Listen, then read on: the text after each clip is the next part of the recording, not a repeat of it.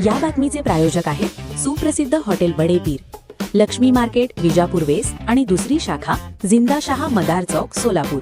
इराणवर सुरू असलेल्या लष्करी कारवाईच्या निषेधार्थ परवानगी न घेता आंदोलन केल्याप्रकरणी माकपचे माजी आमदार आडम मास्तर यांच्यासह 21 जणांवर सदर बाजार पोलीस ठाण्यात गुन्हा दाखल करण्यात आला आहे। मिळालेल्या माहितीनुसार माकपच्या वतीने बुधवारी जिल्हाधिकारी कार्यालयाजवळील पूनम गेट येथे आंदोलन करण्यासाठी पोलिसांकडे परवानगी मागण्यात आली होती। मात्र कायदा व सुव्यवस्थेचा प्रश्न निर्माण होऊ शकतो या कारणास्तव पोलिसांनी आंदोलनास परवानगी नाकारली होती। असे असतानाही आडम मास्तर यांच्या नेतृत्वाखाली शेकडो कार्यकर्त्यांच्या उपस्थितीत जिल्हाधिकारी कार्यालयासमोरील पूनम गेट येथे आंदोलन करण्यात आले। इराणवर सुरू असलेल्या लष्करी कारवाईचा निषेध व्यक्त करत आंदोलनकर्त्यांनी अमेरिकेचे राष्ट्राध्यक्ष डोनाल्ड ट्रम्प यांचे फोटो लावून प्रतिकात्मक कापडी पुतळा पेट्रोल ओतून जाळला व घोषणाबाजी केली।